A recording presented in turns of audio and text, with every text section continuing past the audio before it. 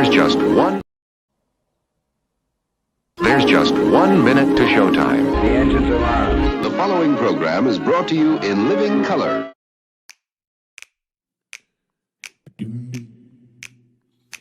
When they wrote up the systems and the rule set that we use, did working people get to write a line? What class of men on pen and paper jotted down their clues, with capital the heart of their design? When 90 million want a thing, but some shareholders say no, which class of people get to have their way? The people read the fine print, say that this thing has got to go, and we'll start writing a new contract here today. Don't you know that hundreds will work and one man keeps the money? They don't think they gotta tell us why. When they say the new social contract, all the bosses will be gobsmacked and everyone will want a sign. Oh, everyone will want a sign.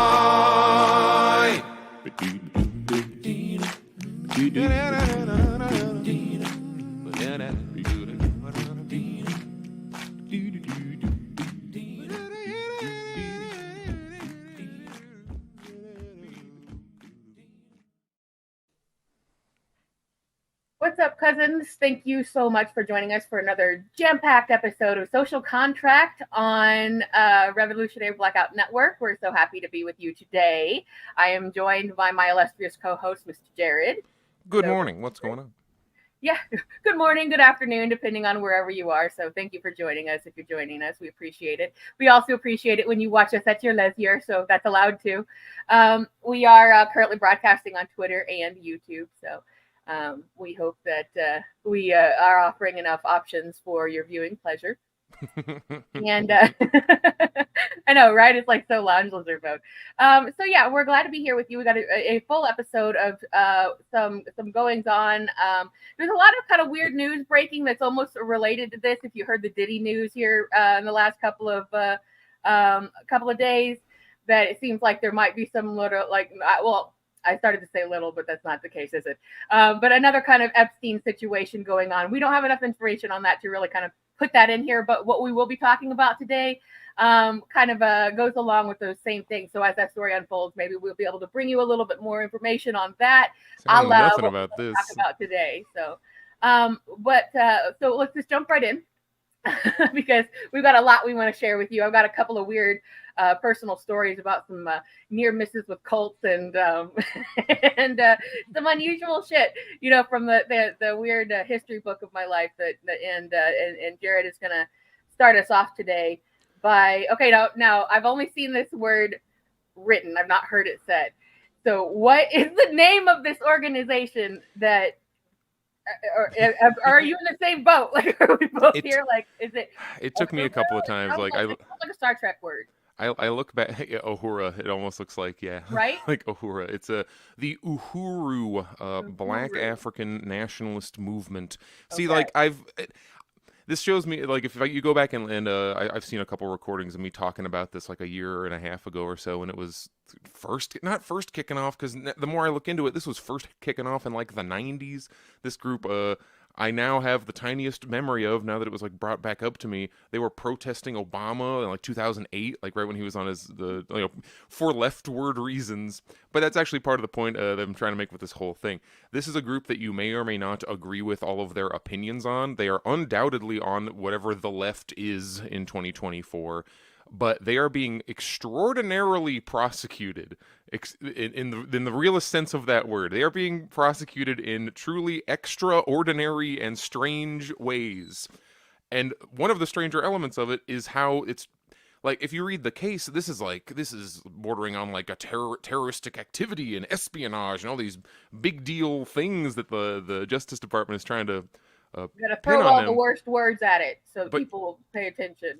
But the fact that we're like, oh yeah, how do you even pronounce the name of this group? You would expect this to be all over the news, especially if it's as big of a deal as the Department of Justice is trying to make it out to be. But I'm going to start at this is kind of a new thing for our show where I have I edited together a bit of video and I have a long article and we're gonna see how if I can get how much time does it take to get through something like this. I'm gonna try to be efficient. I'm starting out with an article from who. Our favorite people, The Gray Zone.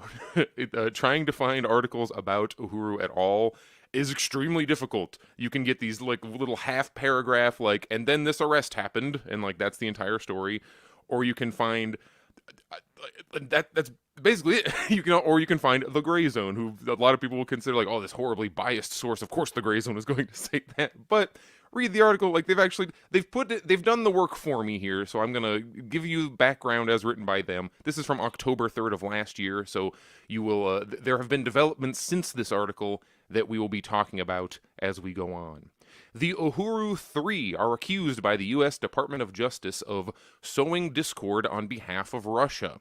Their attorneys warn the case threatens to blow a hole in the First Amendment. Tampa, Florida. For reference, this is all taking place. Their two major cities of operations are St. Petersburg, Florida. Funny that it's St. Petersburg because it's Russia, St. Petersburg, Florida, and St. Louis, Missouri. So you're going to hear about both those cities a little bit, and I kind of will accidentally blend them. Just keep in mind, it could be one or the other or both. They were arrested in Florida, however. Defense attorneys representing 3 U.S. citizens accused of operating a Russia-directed malign influence campaign to sow discord in the United States, there's tons of quotes in that whole sentence, urged federal magistrate judge Anthony E. Porcelli to dismiss the Department of Justice's case against their clients this September 28th, meaning last September 28th, arguing their continued prosecution threatens to blow a hole in the First Amendment. These are quotes. "This is a very dangerous case. I have not seen anything like it in 25 years of practicing law. The government is trying to put 3 of its critics in jail for making political speeches, organizing peaceable rallies, and publishing political articles." Leonard Goodman, an attorney representing one of the defendants, commented to the Gray Zone outside the U.S. District Courthouse in Tampa, Florida. A federal grand jury charged Florida residents O'Malley Yeshitela, Penny Joanne Hess, and Jesse Neville with acting as unregistered agents of the Russian government in April, accusing them of carrying out a multi-year foreign malign influence campaign to sow discord and spread pro-Russian propaganda in the United States. The charges stemmed from their political activism as part of the Uhuru movement, a self-described African nationalist organization that Yeshitela founded in 1972. They've been around for a long time. Their defense lawyers argue that their prosecution represents an unprecedented threat to the First Amendment, with the Department of Justice seeking to not only criminalize the public speech and political activity of U.S. citizens, but set a legal precedent regarding the government's definition of disinformation. In its opposition to Goodman's motion to dismiss, the Department of Justice argues that the term does not refer to information that is necessarily false. So you wanna what did you get what that meant there, Nicolette?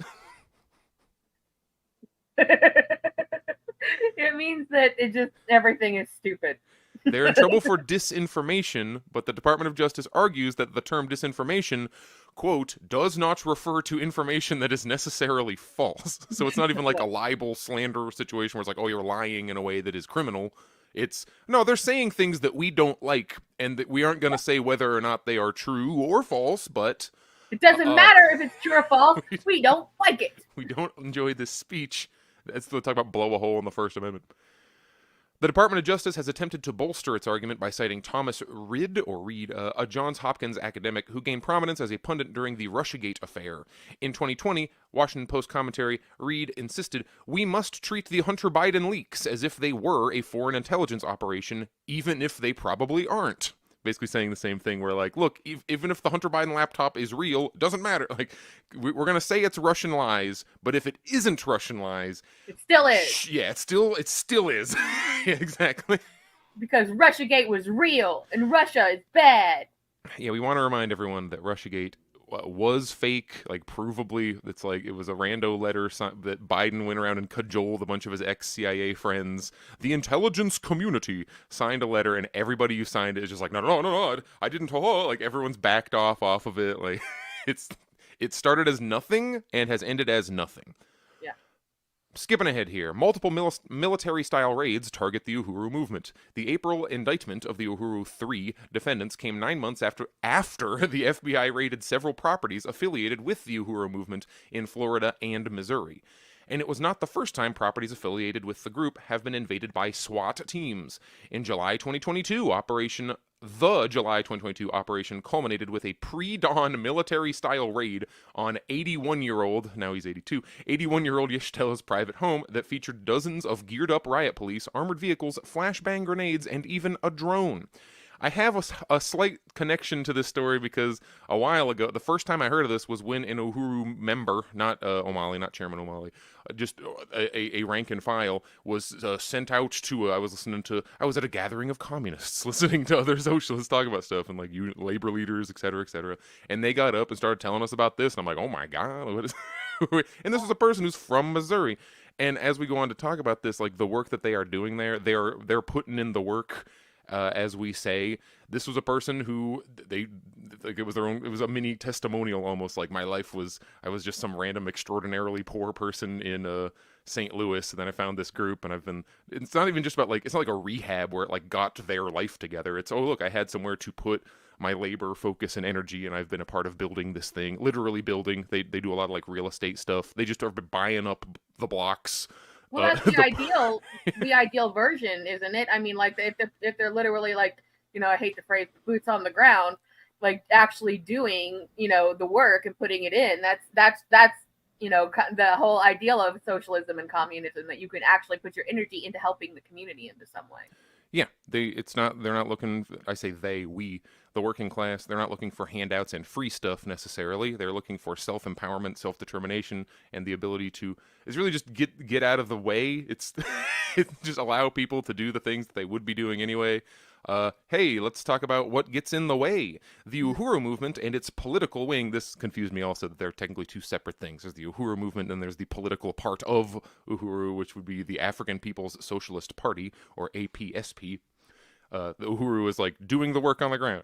Then the African People's Socialist Party is the political, to use the term neutrally, the propaganda wing of the same organization. They do the messaging and stuff like that. Have long served as a thorn in the side of the local and national political establishment, particularly the Democratic Party. Local police in St. Petersburg, Florida, targeted the group with a militarized assault in 1996, which resembled the Philadelphia police's notoriously lethal raids against the Black nationalist MOVE organization. That raid followed weeks of public protest and rioting against the police killing of 18-year-old Tyron Lewis. Man, just nothing ever changes. Who was shot while seated, I was freaking 6 years old and the exact same stuff is going on, who was shot while seated in his car after being stopped. Lewis was one of 8 young black men killed by St. Petersburg police officers that year, back in the 90s. And there he is. There's Yeshitela. He's well, yeah, that's something a lot of people who weren't there don't realize, that if you think things are bad now, it was a free-for-all in the 90s when it came to cops killing black people. Like, it was just open season at that time. It didn't matter what the city was. It was nationwide. And that's, a lot of what, the riots in California ultimately led to, and the Rodney King thing and all that. Like, it was because it was just literal open season on black people in the 90s. Yeah, now that everybody's got a camera, if anything, you're right. It has probably toned down the tiniest bit because, it's only I'm getting slightly filmed. better. I mean, it's not like this isn't happening all the time still, but it's just like you look at the numbers. It was insane back then. Still happens. We just know about it. Hmm. In 2008, Yeshitela garnered national attention for questioning then-candidate Barack Obama about his program for black Americans during a campaign stop in St. Petersburg. I think back, and I was the child at the time. I was like 18, but I do remember this. Because at the time, my only thoughts were, I don't understand why are black people protesting Obama. He is black. And that's Right. as far as my thoughts went. I was like, they're on the same team, right? Because again, I'm a child at the time in 2008. More recently, APSP City Council and mayoral candidates in St. Petersburg caused a massive split. Oh, wow, I wonder why they're under attack. Caused a massive split within the local Democratic Party after several high-level party apparatchiks jumped ship to join the APSP campaign. They are messing with local Democrat politics. I wonder why they're getting targeted so heavily. Of course they're being targeted because of their politics, their lawyer Goodman remarked to the Gray Zone. They have been harsh critics of Western colonizers for 50 years, and they have a large and loyal group of supporters. Goodman also pointed to the Uhuru movement's media network, which includes a community radio station and newspaper, the Burning Spear, as factors in the government's legal attack. I think it's about time to hit our video because it's gonna like remake some of these same points as we go on. I urge everyone to read the rest of this The Gray Zone article. If you just type in Uhuru Gray Zone, it will be the top result. U.S. government prosecution Uhuru First Amendment is how it's like filed under. So, guess who is talking about this? You gotta do it. Do I make the point and then play the clip, or play the clip then make the point?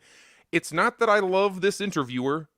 We have very strong feelings about Mr. Carlson, but the bar is so low that the fact that anyone with any kind of reach is even mentioning this is now like a big deal. Where is the New York Times? Where is the Washington Post? Where's MSNBC? Where's frickin' The Hill? Where are any of these people? Like all these supposedly, we represent black and brown people, or the minorities of America we care so much for. Here we have a group of people who are literally African National Socialists who are getting blown up by the FBI. Not blown up, no one's been killed yet so far. Wouldn't shock. Exactly. Like these raids. Well, not like they've never done it before. They talk about the Philadelphia thing where they like burned down a whole block to stop the MOVE organization. Absolutely. So like this is going on. If I was bringing it up before the show, it'd be like, remember when the bunch of dudes were hanging out in the Oregon National Forest and they just like had guns and they were like held up in a cabin, and we heard about that. About the Bundy, I think yes, the Bundy family stuff. Yeah, before that was Ruby Ridge, and that's something we'll get into in a little bit. That in the 90s as well. Oh, I got you covered, my boy. But I got you covered. Imagine if no one mentioned that. Like, if the government and some group are having a fight somewhere in the country, we hear about it basically every single time. Except in those cases, it's like an armed conflict where it's like two guns point. This is people whose only accusation, the only things they've even been accused of, is speaking. Not, you don't hear about like weapons stockpiles or right. they're training in sword fighting or like. Well, that's always that they use to get, if they can get the ATF involved, then it's game on. Yeah, exactly. We'll get to that later. You go ahead with. Let's hit this video. Carlson weirdness. Let's hit this video clip. I have. All right, I'm burying my own leads here. There's a discussion about Russian military border buildup on its border with Ukraine, and how this represents a terrible threat to Ukraine by Russians. But there is no acknowledgement of the history that took us to this place, how the U.S. overthrew, participated in facilitating the overthrow of a government in Ukraine that was friendly to the Soviet Union, nor does it talk about the history of this relationship between Ukraine and Russia. And you have to remember that they're using NATO here too. And NATO, the North Atlantic Treaty Organization, was something that came into existence to deal with the Soviet Union, or Soviet Russia as it used to be called. And so this is an ongoing aggression. It did not just start, it's been going on for a while, but the US government relies on the ignorance of the people in this country and much of the world that's facilitated by people like Zuckerberg. So I do not play 100%. clips. I don't play clips of Chairman O'Malley necessarily because I completely agree with every single sentence he's saying, or because I think you should agree with, or because I think you should go join the Uhuru movement today. No, we're not going nearly that deep. I want to play examples of what he says, what the organization says, so you will hear like, oh, these are the opinions, these are the things said online, in public, in print, whatever, that get the Department of Justice to raid your house multiple times over multiple years. Like, they're accused of being Russian agents, and that's the kind of stuff they said that I like, unless there's some secret speeches where they're like, we must burn the United States to the ground to bring in the glorious Putin revolution. Like, unless he's, and even if he was in America, you're allowed to say that. Like, you're allowed to have crazy opinion. You're not allowed to say like we should all go kill XYZ, but like, with very few limitations, you can have the wrongest opinions in the world. I can come out and say that rain is made of marshmallows, and I can't go to jail for it no matter how incorrect I am. So, like, all right. Let's hit our next clip here. In any case, that's the point. Oh, I've put Mr. Carlson at double speed to reduce exposure as much as possible to anyone who may be upset. You can still understand him completely at double speed. Like It's a lot funnier that way. It is also a little sillier. If you agree with it or not. But for some reason, the FBI was watching. They were watching, and they considered sentiments like that not just wrong or offensive, but a crime. And so 3 months later, the FBI, the Federal Bureau of Investigation, or federal law enforcement tasked with keeping us safe, spent its time, and a lot of agents, it looked to be dozens of agents, raiding the home and the office of the man you just saw speaking, as well as the homes of 6 other members of his organization. Dozens of heavily armed agents descended with automatic weapons. They used flashbang grenades and drones. The first thing they did when they broke in, when they smashed the door, was to tape over the internal security cameras, so there would be no record of what they were doing. Then they walked off with a huge amount of material. They stole things from Yashtela and his wife and a bunch of other people who work for this organization. Then they handcuffed them and led them away. This is how they described the experience at the time. They handcuffed me and my wife out here. They wanted me to sit on the curb while they were carrying this out, something that I refused to do. They wanted my wife to sit on the curb out here, that she refused to do.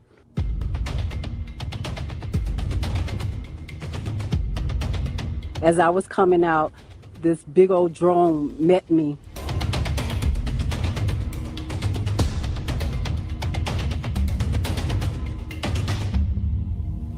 The only revolutionary organization that's done something here on the ground practically for African people is the one that's come under attack. Institution that offers a community radio station, a newspaper, a commercial kitchen, an Aquaba Hall rental space, and community office for our organizers. That was the building that has come under attack.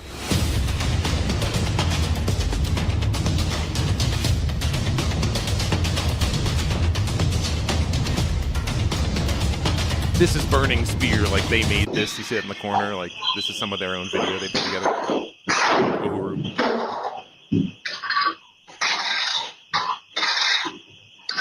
So if you're watching this video right now, the chances are that you're probably not a revolutionary black nationalist. We're not, obviously. But you may be an American, and if you are an American, or if you believe in the idea of America, you should care about this case. Why?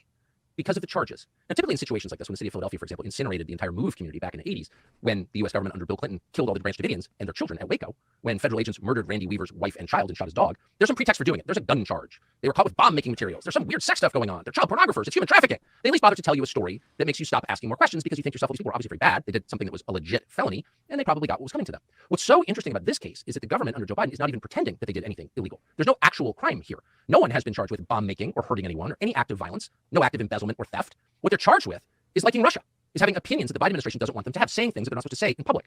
So even if you're not a revolutionary black nationalist, you should care deeply about this case. Because first they come for people like this, people on the fringe, and then they come for you. The details of the story are even more shocking than we're describing. And we're going to get them from the man at the very center of it, Amalia Yashtela, the chairman of this group, the man now accused of being a Russian agent and about to go on trial. We're honored to have him join us now. Mr. Chairman, thank you so much for coming on. Why is it Tucker? Why is Rachel Maddow not saying this shit? Right. Why is it him? Like, why is he the only guy? The bar is so low. Yeah, like, you know, it puts us in a position of having to listen to people that we don't want to hear from, who have been essentially villains to so many people and movements and news stories, and really tainted the minds of a lot of, let's say, impressionable people that are willing to. We talked about this before, where it's the first thing that they hear. You know, whoever gets to them first, and most people, that's all that they need to know, and they're not willing to change their opinions. And he's done that, you know, egregiously. In a lot of aggressive and bad ways, and here now we're enforced into a position to agree with him. That sucks. That sucks big time. Well, this is part. We've gotten to in current day. I keep saying we. It's like, how can I say this in a way that's the most accurate, where I'm not like throwing people who don't deserve criticism in with it? It's very popular at the moment to be more concerned with who is delivering a message than what the message is. We have a lot of this where, like, if Hitler said 1 + 1 is 2, they'd be like, no, it's 3. It's like, well, on this, yes, technically they are correct, because it's like, you know, a fact. And if we all agree on a fact, that doesn't make one of us morally better than the other. Right. And the other part of it being, I do want to throw out my Tucker criticisms. It is highly likely that he is either involved with the CIA or just straight up a CIA plant. His dad was. Like, this isn't like conspiracy theory shit. His dad just straight up like worked for the CIA. Like, you can go find that. He went around with him, like, as a young man, and saw a lot of this. Well, the way I've heard it, it's not actually, I shouldn't say that. But the way that I heard it, that in comparison, is that he actually was desperate to become a member of the CIA. It was desperate to join, but they basically thought he was a stooge and wouldn't take him. But Anderson Cooper was a member of the CIA. He was at some point. I don't know what his membership status is today, if he still gets into the club or not. But the fact of the matter is that people were trying to, I've seen information where people are trying to say, you think Tucker Carlson is the bad guy? He's just a loudmouth asshole. The real bad guy are people like Anderson Cooper, who you take seriously and trust and take at face value, who actually is a member of the CIA doing CIA dirty work. Yeah, I personally hold the exact same criticism. Like, I try to be consistent in my criticism, but yes, I like you pointing out that someone who would go, "Oh, Tucker Carlson," will gladly go like, "Well, Anderson Cooper said it must be true. Like, everything he said must be facts," even though he's just fed lines directly from the State Department that he just repeats to us verbatim, and he knows it because he's a fully willing participant. Where maybe some other people are like, "Oh, I go to work, I read the scripts they hand me." Like, he seems to know exactly what's going on. Tucker also had, like, they're bringing this up today because we had some positive Julian Assange news. He is going to be able to appeal, and with the 3 conditions of, like, they won't extradite him unless the U.S. guarantees that they won't try and kill him. And I'm like, that seems like an important one because that's what we all think is going to happen. But that's like they have to tell the United States, like, okay, no, the U.S. has to tell kill him. Okay. The U.S. has to, like, basically sign a note. We promise not to try and kill Julian if you extradite him. Like, well, life in prison is the worst. Because that isn't really nothing. That isn't just like, oh, they can't prosecute him. It's like, well, they could just hold him in jail forever. He already seems to be, like, slowly dying from his current treatment. Now, I'm getting distracted. Staying on the issue here. Tucker had an interview with Mr. Trump, the guy who could have pardoned Assange back when he was the president and did not. And he has received justified criticism that he never asked Trump, "Hey man, what's up with that? You said you campaigned talking about, oh, we got to save Julian Assange, good guy, WikiLeaks," and then didn't do shit when you had the power to do so. Very valid criticism. I'm not showing this video because I think Tucker's a good guy. Again, the bar is very low, and I want to show it to you. I want everyone to see where the bar is.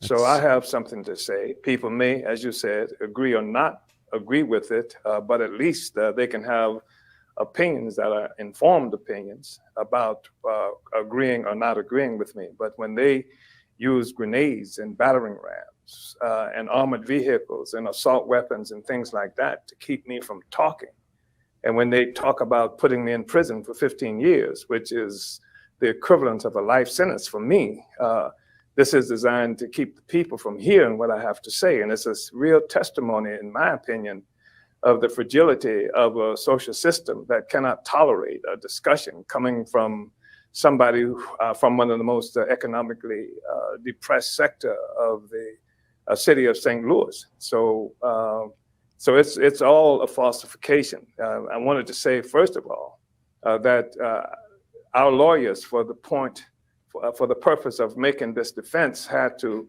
move forward and say that even if we did what they said we did, that the First Amendment protects us.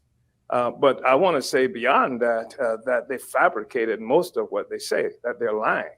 It's mostly a fabrication, and that they're politically motivated in doing what they have done because of internal crisis and crisis in the existing global system that sees forces like China and Russia, and increasingly even countries like Iran, countries like Venezuela are challenging the hegemony of a country that has held that for the longest period of time, has been the big hegemon. And so I think this is a domestic crisis that's represented by what we see happening inside this country right now, and what we see being partially responsible for it by forces around the world who are challenging the ability of the United States to continue to be the big dog here.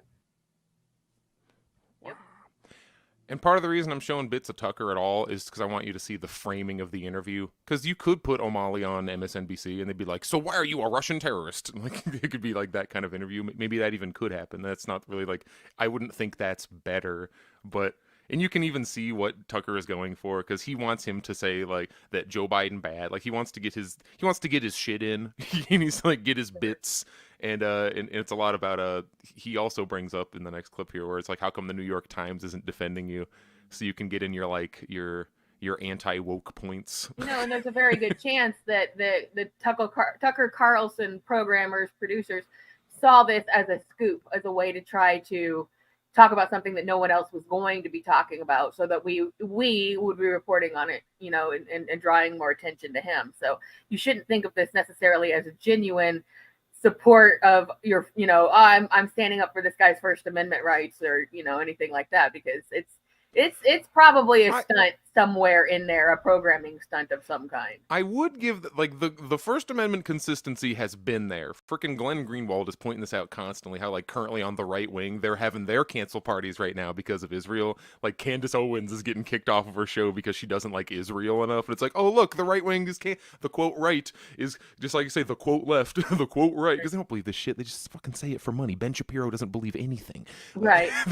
He did a whole thing where it's like, well, over here on the right we don't do cancel culture. If someone has a different opinion, we can just still be friends. Dave Rubin is gay, and I call him can't say those words on the internet, even if I have corrected everywhere. And I call him a blank every day, and we're still friends. And I won't go to his wedding. But like, and then where are we 2 years later? Well, Candace Owens obviously cannot work here because she does not believe in the Zionist project. Like they do the exact same thing. Where Carlson has not gone on that way. He does love bringing on any left people who like. That's why Jimmy Dore ended up on the Tucker Carlson show back when he did. Anybody who will come on and have a fiery speech about how they got effed over by, again, quote, the left. Like, if you're an anti-Biden leftist who can articulate something, they like having you on for that, because then the typical audience goes like, wow, even they don't like him. Yeah, it seems like really insane to people that they can't believe that the left, it would be anti-Biden, and it just really blows people's minds. While he's making very solid points, I think the analysis here where he's talking about the U.S. hegemony and we're losing our grip on the world, and that's why we're doing all this. It's getting even crazier inside. I think that's pretty much spot on. All right, let's get through the rest of these clips. We're accused of spewing Russian disinformation, and they have said that even if we said what we said is true, it still amounts to disinformation. So they're not necessarily accusing us of lying. They're accusing us of talking. So, I mean, that's it's an illegal document. When we've appealed this thing, and we immediately went to court on this thing after 9 months of being held in a kind of legal purgatory, where we were just unindicted co-conspirators, which meant that we didn't have legal standing. They weren't and charged. We couldn't go to court and say, hey, these people have just looted us, and they have handcuffed us, and they've shut down entire neighborhoods, refused to allow people to enter their homes. This is pre-dawn, or leave without showing identification. They've done all of these things, and we can't go to court and complain about it because we have no legal standing, because for 9 months we weren't charged with anything. They've just stolen all of these materials. They've looted our files. They've taken laptops and iPads and iPhones and things like that. So it's 9 months before they even indict us. And before that, they offered a $10 million bounty for any information that on the man, Alexander Ionov, who they said was the Russian for whom we were working, and on anybody who could provide information on us. They've offered a $10 million bounty. And this is even after they've stolen, looted everything they've got. They have no case because there is nothing there. Man. It's obviously completely deliberate to have done that, to keep them in legal limbo so that they could not fight back in any way. They got nothing. It's just to try and bleed them of money so they'll just go away and stop it. It's like, well, I don't want to go to jail. Like, yeah, exactly. Bleed them of resources and get the people involved scared that they were going to be the next target, so they would leave the organization and keep them in legal limbo for 9 months. And you can see this as a clear, they could bring a civil case against the state or even the United States government for doing this, but they technically can't use any of their information to prove it because, oh my God, what a mess. But definitely not outside the purview of the United States on trying to to control the narrative on situations, even though, this is actually a really incredible story, because later I'm going to get into some stuff where some people, you could argue some legal gray area, but this is clearly not a gray area here. There is no there. We're getting as close to like how when the Black Lives Matter summer was happening, we were talking about like the perfect victims and the whole, like, if the person who got shot for doing nothing had ever in their whole life ever done anything that gets brought up. This is a case where there are no weapons charges. There's no like, well, then he beat up his wife. Like, there's nothing. Right. There's nothing other than there's together. Trafficking or child abuse or religious fundamentalism that they usually charge these people with, or sex crimes or something. We'll always find something, but it's like, no, we're just going to do what we want. And this is probably the new horizon of things, not just because it's a socialist communistic organization, but because they are just so willing to do things. They're like, every other country can do things how they want to do. We're going to do it too, and nobody's going to stop us. And this is a very dangerous precedent. You have Alexandria Ocasio-Cortez saying that, like, criticizing her on the internet is, quote, stochastic terrorism, meaning like the words are violence. And then you have this going on, and she has nothing to say. Right. We are essentially, Biden's State Department has decided that being a socialist can be illegal if we decide it is. And all the, quote, socialists have nothing to say, and they should feel ashamed. Yeah, even if crimes have been committed. Please go ahead. We're going back to double speed, Carlson. May I ask a question, though? But this is being done by the administration that tells us constantly how much they love and worship Black people. They love Black people. No one's ever done more for Black people than the Biden administration. And no one has cheered that on more loudly than the New York Times and the Washington Post, which also love Black people, probably a lot more than you do. So have they come to your defense at all? Like any of these? Not at all. Yeah, why? It's kind of weird. No, and it's a real serious kind of contradiction that this is able to occur. And especially, we talk about Biden, if we just take it on a personal level, which is not necessarily where I was intending to go, but if you take it just on a personal level, we're talking about Biden, who claims to be the great liberal, a white man who loves us. We're talking also about the guy who was opposed to the Civil Rights Bill, talking about the guy who was opposed to busing because he didn't want his children to have to go to school in a jungle, et cetera, just on a personal level. And but here, they have never had to offer African people anything. When they run for office, it's not because they're offering us anything. They are frightening Black people. They say, if you don't vote for us, you're going to get Trump, who is a demon, or you're going to get the Republicans, who are demons, or you're going to get what we characterize as fascism, et cetera. So they don't have to promise Black people anything, except they swear they'll protect us from the other white people. That's one aspect of it. And then there's a whole body of folk who are employed through things like welfare, slavery, and programs that they create it's a whole array of folk that employ liberals based on that. And what we stand for is self-determination. And I'm not a Trump person or Republican person. I'm for the liberation of Black people. And that's why this whole thing about working for Russians is so ridiculous. I'm not looking for another master. I'm trying to get rid of the whole relationship that presupposes that we will be servants of anybody. Man, what a crazy, dangerous old man who we need to prosecute for the rest of his life. for having completely decent, reasonable opinions about how things are going. All right, there's only one more chunk of this. Let's do it. I've taken up enough time. I wasn't aware of this. I was talking to someone on your staff this morning. It's not just the government that went after you. And I should say, you haven't gone on trial. You're not convicted of anything.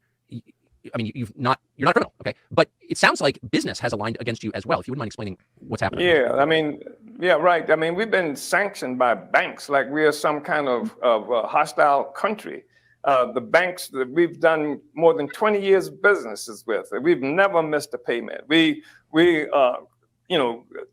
really disciplined in terms of taking care, and sometimes paid earlier than what was due. And the banks, Regions Banks, one big bank that they kicked us off. Even some members of our movement, their personal accounts have shut down. They shut us down. So there's a whole bunch of coincidences happened. Coincidence that the church right across the street from my house that they attacked on July 29th, that church, coincidentally, where it had been empty for ages, and we had it under contract to purchase it in order to put programs for the community there, that church mysteriously burned down. If you don't mind my asking, Like, this definitely ties in what you're talking about, Nicolette, because like you're like, well, why don't you just go out and just do the thing? They're out there purchasing properties in the Petersburg and St. Louis. They only do Saint towns, I guess. St. Louis and St. Petersburg area. And recently, because of this whole like Russian disinformation nonsense, yeah, mysteriously, like he's talking about, suddenly banks won't give them loans. The properties they're trying to buy are burning down.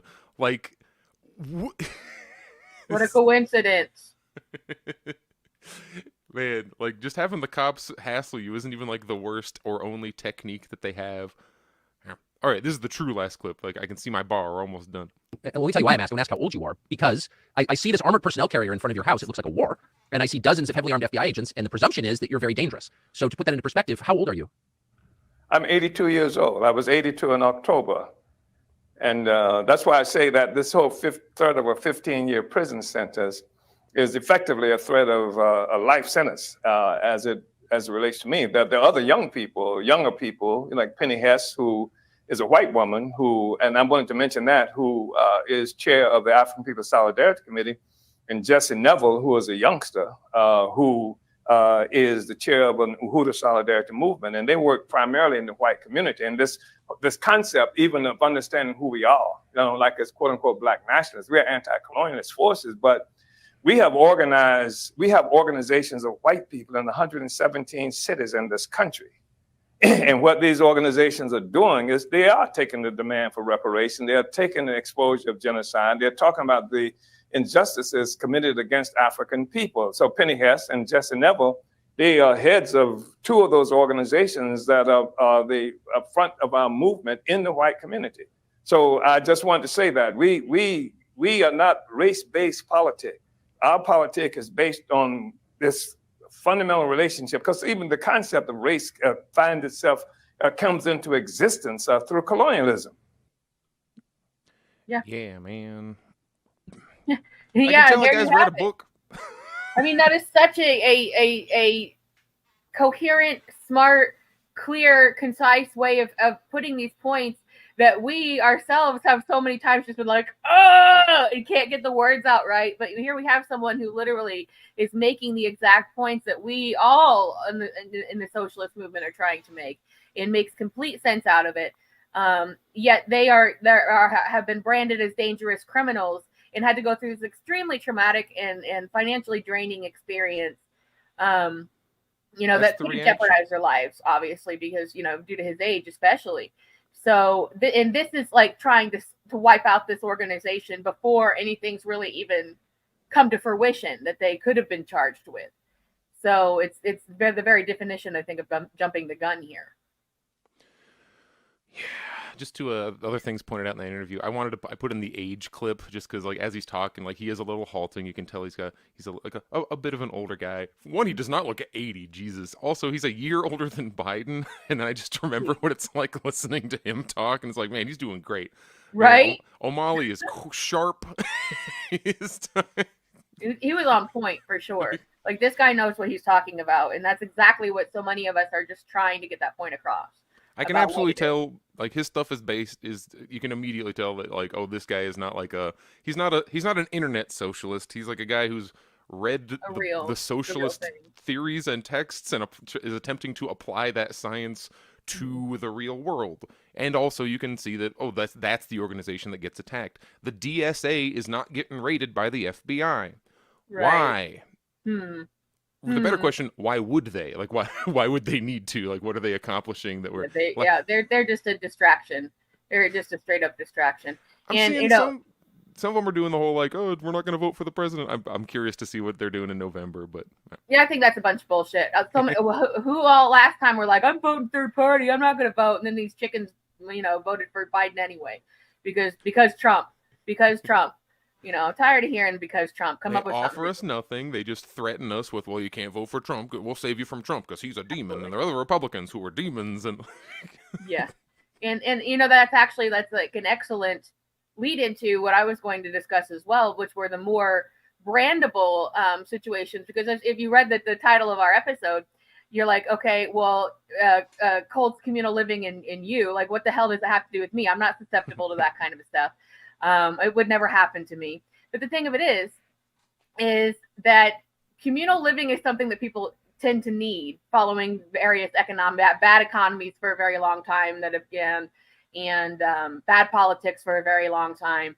And so I'm sure I'm not the only one saying this, but I definitely predict a rise in both happening right now. Just because we're in a very, you say, well, that was going on in the 60s and 70s when there was incredible political upheaval, a lot of corruption, a lot of really bad economic policy going on, not dissimilar to how we're living right now. So you look at it and you say, well, of course, those people are stupid that end up in a cult. They're dumb. They're looking for something that doesn't happen to me. But I can tell you this for sure.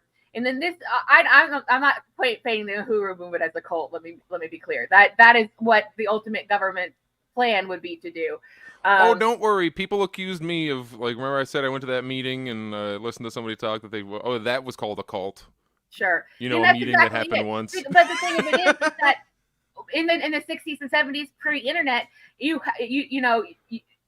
would think that, okay, people don't really have that due to the fact that they've got the information in front of them now, but they didn't then. But it's just the exact same thing, but more widespread, because look how the tribalism that surrounds our political beliefs, how we end up in these different groups against each other, and forgetting that the real problem is the rich versus the poor, over, end of line. Like that is the situation.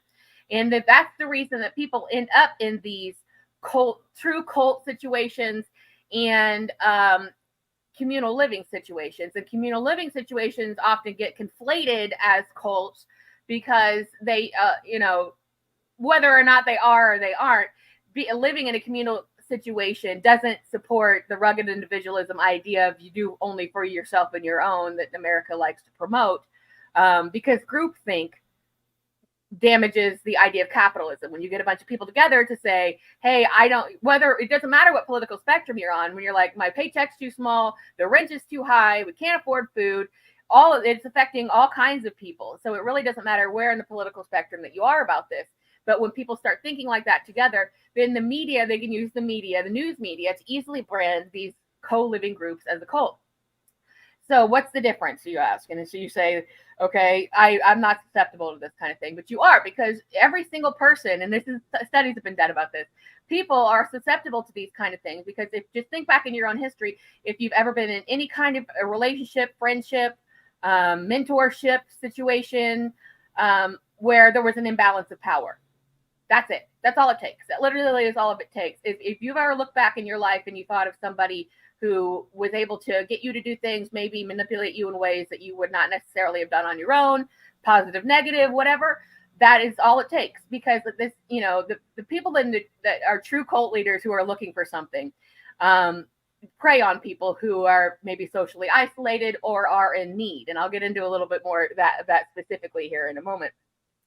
But, and by the time these things do reach the media loves this stuff, which we know. And it's not just the news media that operates on a rating system, which essentially makes it entertainment and not actual news media. But the actual entertainment media loves the idea of cults because it's just so shocking.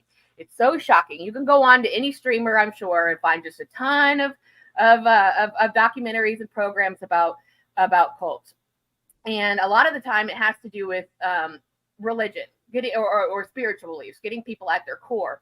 Because when things get really bad economically and politically, people start feeling like they maybe have been abandoned by their God, that they've been a good person all their life and now they're not getting any payment back for it, or that this organization is helping me and all I got to do is be there. And you know what, the stuff they say, that kind of makes sense to me, and that's really all that it takes. So if you think that you are impervious to that kind of thinking, it depends on where they get you and when they get you.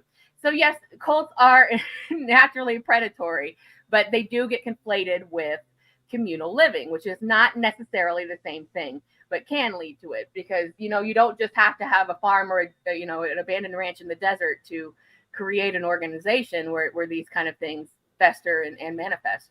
So you say, all right, well, the big ones, the Manson family stuff, and the Jonestown stuff and the Hale Bopp Comet stuff. Like, that stuff doesn't happen anymore. That's old school. But I can tell you, I think with the actual aid of the internet, things have gotten, in my opinion, way worse in terms of that, because we can connect to people who we feel like are making sense, even if they are batshit crazy.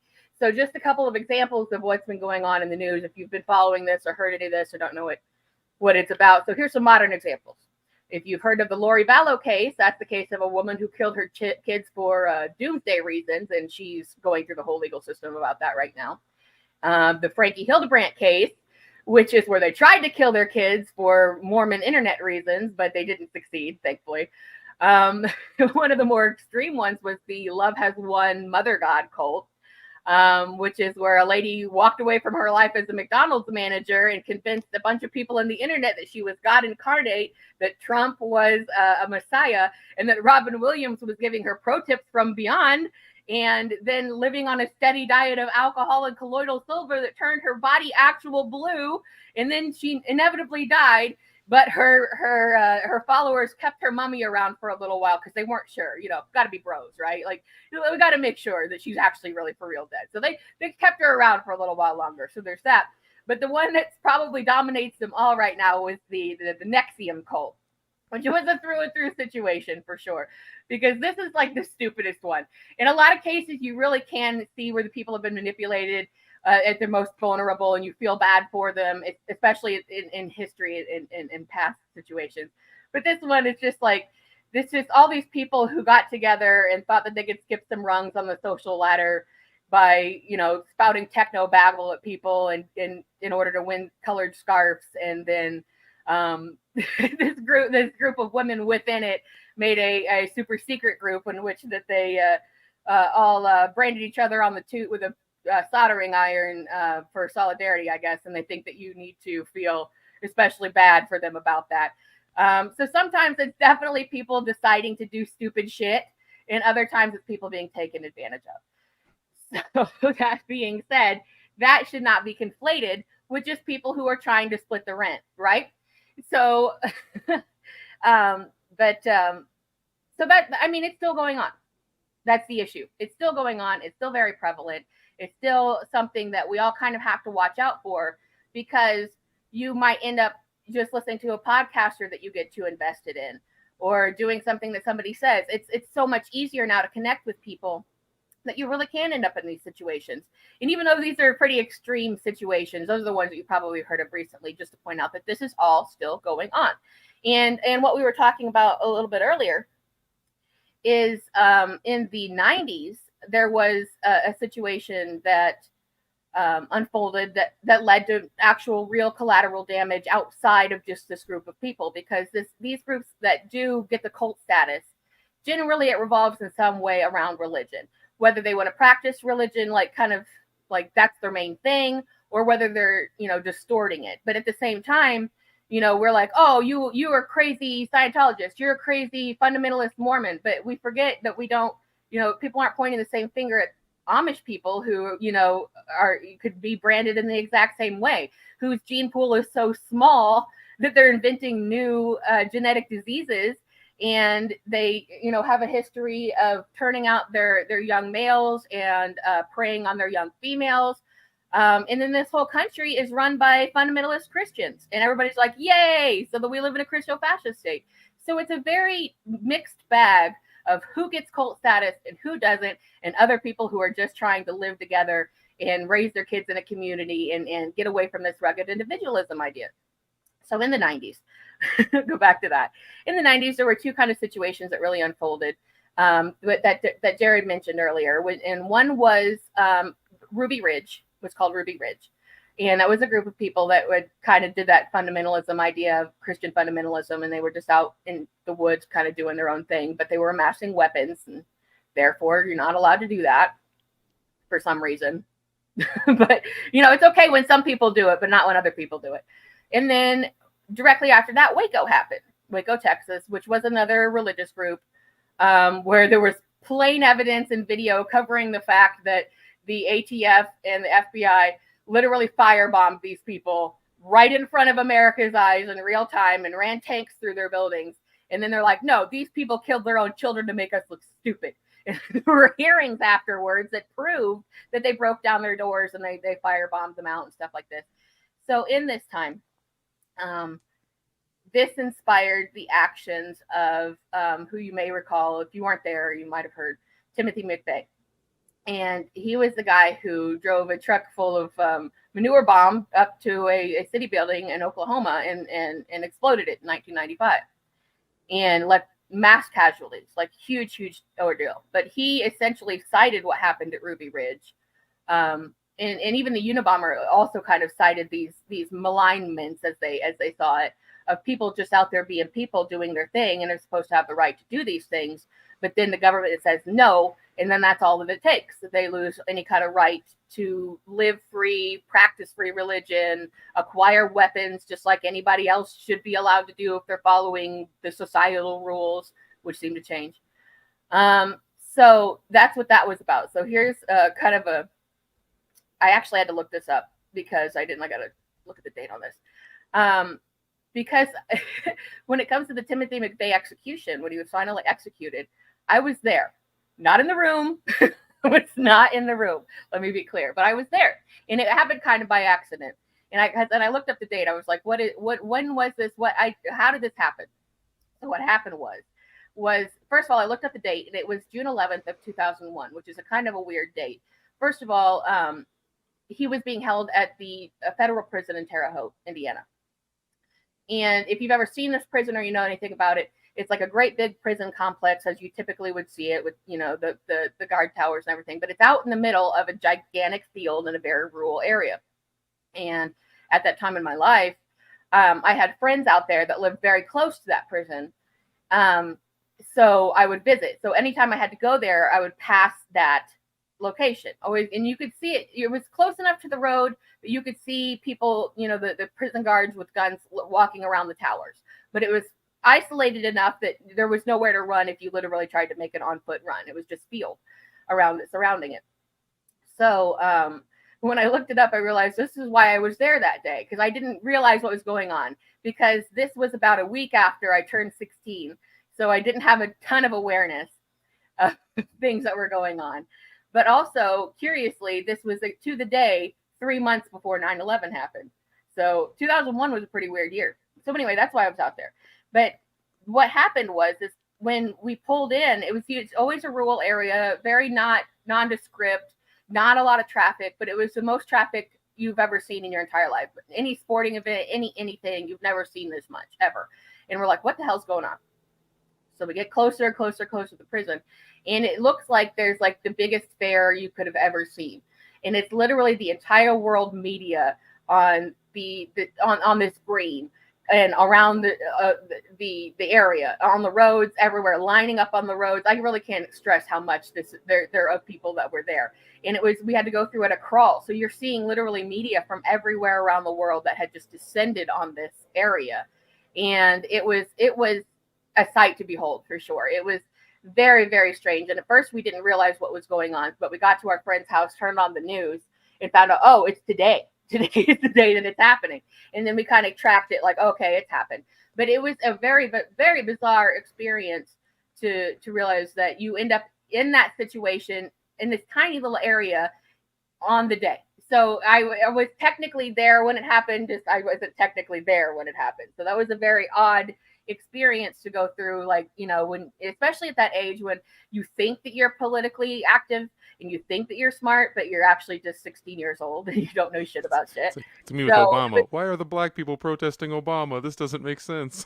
Yeah, it was a lot like that, but I know I'm underselling it when I tell this story, because it's just like, it was, I want to say hundreds of thousands of people that were there. Like, it was as if like, another city took over a city suddenly. And it was absolutely insane to be, but you're still kind of part of it, that you can't go in or out or anything when that happens. So that was a strange piece of history to be part of. But at the same time, it's sort of like, you kind of can see why all these people wanted to be there for that, because it was such a big event. But it's also very strange to think they're coming here to stand by to get the word that somebody's been killed. Like, you could do that from your own place, but I digress as far as that goes. But so that's a thing.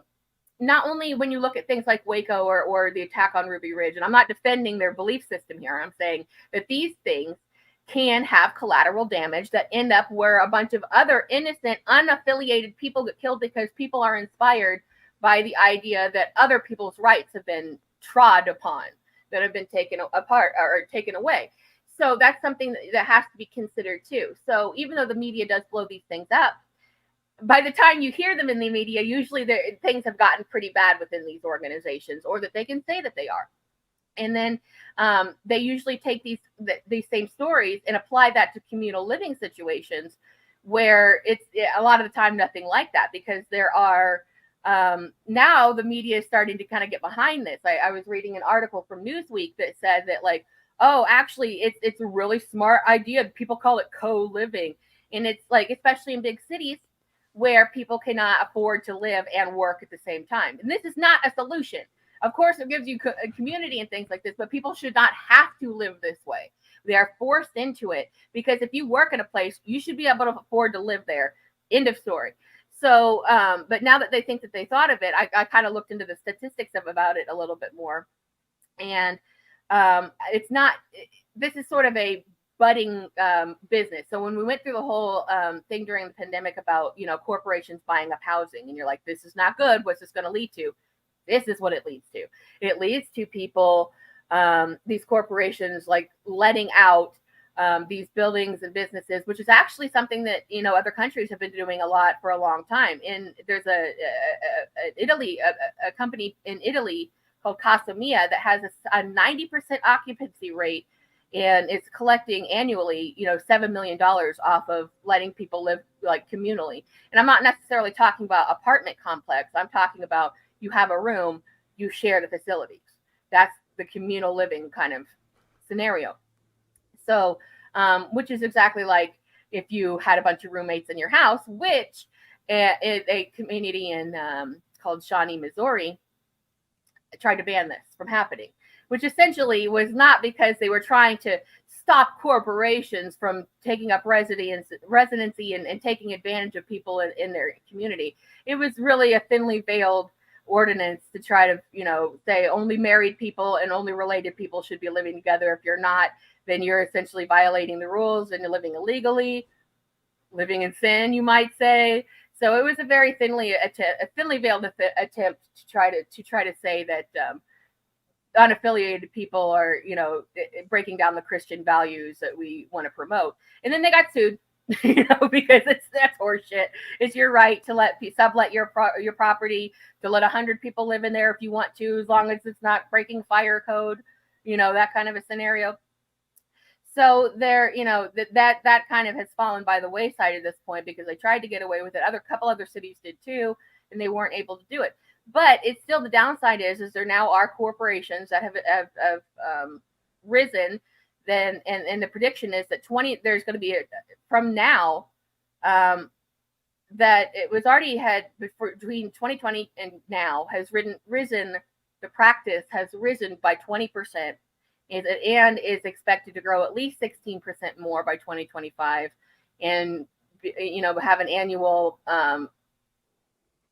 receiving annual money of $9 billion by 2025. So there's going to ultimately be more and more of these corporations moving in and doing this thing. So no, it's not a good thing, like in the way that you could have in past times just moved in with people. But then so now that the media thinks that it's like, oh, it's a good idea, we're promoting it, it's a super cool idea. Now we just got to wait to see if one meets the other, because that's how you ultimately end up in these situations. People end up living together for various reasons, and then more people come into it, and more people come into it, and then suddenly it's become a cult. But I don't know. Maybe I should take a breath and let you comment on that. But I'm reminded of a group in Canada, an extremely small group at this point, the Doukhobors. I'm probably saying it wrong. They were a Russian Christian sect that practiced, like, their key features. They're kind of like, in America, the Quakers.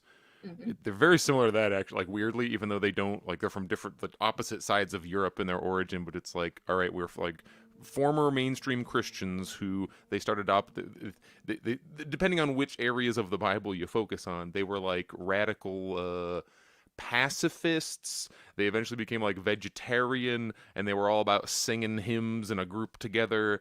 They were very casual about nudity, which was one of the things that like the Canadian government got real mad about. It's like they're being weird, and it's like it's just like, they weren't naked in public, but they would protest like that. There were a couple. They did like the Dokabor, like a naked parade, basically back in the frickin' 1800s, and they were gradually persecuted because they were labeled as like this is a dangerous cult, and there was never some like Dokabor murder spree or massacre that went down. They seemed to be just people kind of minding their own business, being like maybe slightly odd, kind of like the Quakers and Shakers, like a little weird, but when you look back at it, it's like they were on the right side of basically every possible issue. It's like, oh, cool. Look at these human rights supporting, equality loving hippies, proto hippies, basically. And a lot of it comes down to if the government finds it threatening if people get together and share ideas. So, like, welcome to the internet. But they're the ones that seem to get to pass. These religious groups that we know are pretty egregious are ones that pay their taxes, are ones that pay for, pay for campaigns, like give campaign donations. Why is it not a cult when a bunch of multimillionaires get together in like Maui and talk about what they're going to do when the apocalypse happens and how they're going to build bunkers and pay their guards with food because money is like they get to get Bilderberg. Why is Bilderberg not called the creepiest? Because it's a literal death cult of we're going to get together and us, the most powerful smart people, will make all the decisions and live, and who will be sacrificed in our name. Like they've been doing this shit for like almost 200 years at this point. Mm-hmm. There is a class character to all of this. It's only when a bunch of poor people get together and start doing something that this is a big deal. We got to do something about it. It's not to say that these groups didn't have necessarily nefarious reasons for doing what they did. You can't paint them all with the same brush, right? There are people, when we go into the whole Jim Jones Manson thing of it, the most, well-known situations, these are people who are hungry for money and power and fame and fortune. And they immediately were able to turn to spirituality and religion to control other people who they were able to sense needed them in some way. Now, the Jones Temple, this is actually my other story here. And I think this is pretty interesting because a lot of people don't know this. Now Jim Jones, that was the Jonestown massacre, where in Guyana, you've seen the footage of the airplane flying over, and it's just like hundreds of bodies laying in the ground, men, women, children, and they're all dead, and it's like, what the hell has happened here? So, that's one of the most, and that's where the phrase "to drink the Kool-Aid" comes from, because a lot of what happened in that situation was very misunderstood. Now, if you're wondering, like, oh, well, that's a long time ago, that doesn't matter. So, okay, Jackie Spear, the senator, I believe, congressperson, and she was there. She was almost killed by those people. She was mentoring, or her mentor at that time was Congressman Leo Ryan, and they were the ones that were attacked on the tarmac. And then he got killed. She survived. She was almost killed. She was shot up, but almost killed. Running, jumping on a helicopter like an action movie. Yeah, by the security that of Jonestown security. So the fact of the matter is that's how close it is. There is still a person in Congress who was literally almost killed by these people. And here's my other story that I want to share. Had things turned out a little bit differently, I might not be sitting here in front of you today. This is a family story, but a lot of people don't know that the People's Temple actually started in Indianapolis. Jones was from here. One of his first jobs he ever had before forming the People's Temple was he was a door-to-door salesman selling monkeys, like for real monkeys, like living actual monkeys, selling monkeys to people. A person in my mom's neighborhood had a Jim Jones monkey. I don't know what you get people to buy them to do what? I guess chores or something. Like I'm not joking. Like he sold monkeys to people, and it's a real thing. So, but I guess that didn't really do it for him. So he ultimately, fast forward a little bit, he kind of sees a need in the community in Indianapolis that he could kind of jump on this religious movement train, because we're talking late 60s, early 70s. that he can jump on this religious movement train, and he sees a lot of people in need, primarily women of color, who are being ignored by the system. Now, you may be surprised to hear this, but Indianapolis is not the most accommodating place on the planet for minorities and women, or anything that isn't the Christo-fascist sort of nationalistic idealism. It wasn't welcoming then, it's not welcoming now. But the fact of the matter is that he at first, and this is kind of where you get the media getting trigger happy about this kind of stuff, because at first what he was doing seemed amazing, full truth, because it looked like a socialist movement. And he was taking in people from around the city, like looking for people, saying, come to my church, we'll just talk about regular shit, we're going to just hang out. I know that you need childcare, I know that you need food, I know that you need help with your hospital bills. They were organizing, before anybody was really doing this, they were organizing bill payoffs for people, hospital bill debt. You ever get a hospital bill debt? Things that communist and socialist movements maybe should be doing to gain membership, because it works really, really well. It did. Well, this worked so well that people ended up dying for it, but that's, again, a little bit of a misnomer. I'm jumping ahead a little bit. But the thing of it is it seemed like, on the surface, a really great situation, because these underserved, marginalized people were getting educational services. They were getting help with their bills. They were getting free legal services. They looked, Jim Jones looked at these people as like, I can just bring these people in, these vulnerable people, and make them think that I'm really helpful.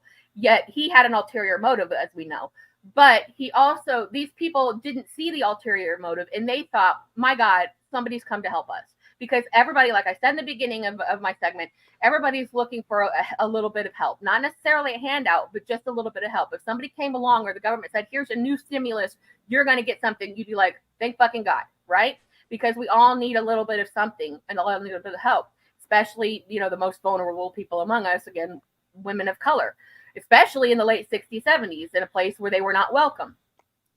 So this started off as a good idea. But then, because Indianapolis was pushing back so much against it being so oppressive, like, it wasn't a very conducive situation, and they moved to California, grew the flock even bigger. They ultimately moved to Ghana. And that's where, when they looked like they were having a great time doing the whole farming out in the country thing, then Leo Ryan and Jackie Spear, they visited. They were slipped some notes that said, help us get out of here. This place is a fucking cult. They're terrorizing us. It's terrible. Then they realized that had happened, and they tried to shoot them down. And then that's when the call for the organized suicide happened, except for the fact that it really wasn't. It was a murder, because a lot of people were forced at gunpoint to drink laced Kool-Aid and force it on their children. And there are just got shot. Yes, if people got shot. There are of course, there were true believers that agreed to do this, but they were also forcing people to do this. And there are audio tapes that you can hear people wailing and screaming and being forced to do it. It's very, very traumatic stuff. But there also were people who were like off-site who killed their children and themselves because they were true believers. So this was a way worse situation than history has really even painted it, because a lot of them just got the reputation of being crazy people who got what they deserved, right? That's not exactly how it happened. So, it was a spiral out of control situation. But as I said, had things gone a little bit differently in my family history, I might not be here, because at that time, my grandmother, who was living in Indianapolis and had 3 kids, was looking for a spiritualist church to join. And they were kind of non-denominational. They didn't necessarily promote only one way of thinking. So she was kind of touring around different churches, different groups, looking for a place for her to fit in with, her kids and that kind of a thing. Except she was not vulnerable. She had a husband, and she was a career woman. She had a situation that, she was not somebody who could really be preyed on. And I wouldn't say she was necessarily so world savvy that she could, like souse this out necessarily. But she was a suspicious type of a person. So what ended up happening, and it sounds horrible, but the truth of the matter is this might only be the only case in history where racism actually saved lives. And I'll explain. But when she went there, she had come from from Southern Indiana, already, an adult person. Her family had moved up. So they had these very kind of, I guess you'd say nowadays, backwards racist values. They really weren't into race mixing. They weren't looking for any kind of kumbaya situation. So what ended up happening is that she went to, I'm not sure exactly if she went to some services or she just went to tour, because they always kept the doors open for people to come in and see what was going on and talk to people. But she just kind of took a look around and saw all these different races of people and was like, nope, not for me. Because I don't know how far it would have gone with her, honestly. She was a kind of a suspicious person, but I don't know if she would have followed the flock. But because she decided to go somewhere else, and she didn't want to mix with other races, is a good chance that that my family exists today. She must have agreed with Biden. She didn't want she didn't want her kids growing up in a racial jungle. That's exactly what it was. And she mellowed out over the years. Like when she, when she was older, much older, she was a live and let live type of a person. She learned. People learn. But the fact, and she didn't want any harm to come to anybody. But it was always a big thing about, like, well, dodge that bullet, because she was actively looking for a church to join at the time. She just was like, nope, not this one. So that's how that happened. But that's the end of my weird cult stories. And I ultimately just want to say to everyone, like, yes, you are not impervious to these kind of things happening to you. So just be wary of getting too invested in what people are saying, because if it seems too good to be true, it is too good to be true. But also don't regret if you have to live in a communal situation. I just hope that you are able to find a situation where a company is not taking advantage of you just as much as a person landlord. So that's where you should all kind of go go forth with this information. And now it's about time to turn things over to Jared, who's going to treat us to a nice song. So thanks for joining us. We're really happy to have had you this morning, afternoon, daytime Tuesday. And we will be back again with another crazy episode of Weird Stories next week. You can always reach out to us on our socials if there's a topic you want us to cover, questions, comments, that kind of thing. So thanks for joining us. And I'm going to get off screen and we're going to listen to the treat that Jared has in store for us. So thanks, everybody. Bye. Don't worry, Anarchy Television. One day I will have my full communism, anarchism rant. I just don't know how to structure it, because it's in case by case situations I can kind of articulate here's the differences. Because if you approach things on a bullet list, it's oh, these are the same people, right? These people should be natural, complete allies and are almost interchangeable. And when it comes to overthrowing class society, yes, we absolutely agree in that way. I wish to create some kind of at least temporary solidarity with my anarchist brothers and sisters.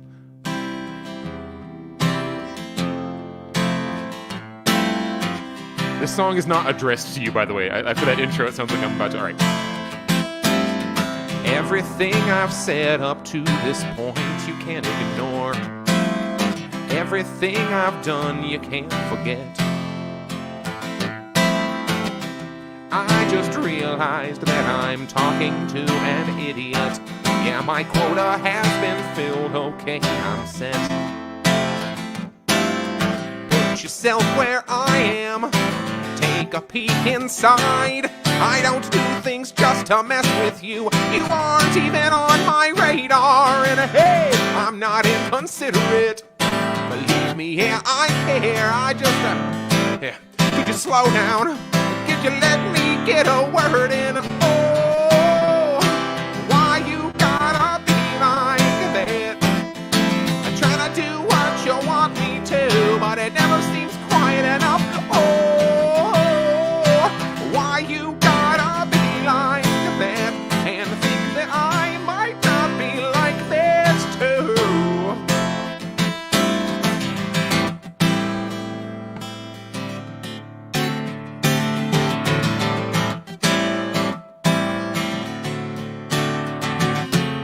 Spending every hour I can stand to sit alone, spending every ounce of patience on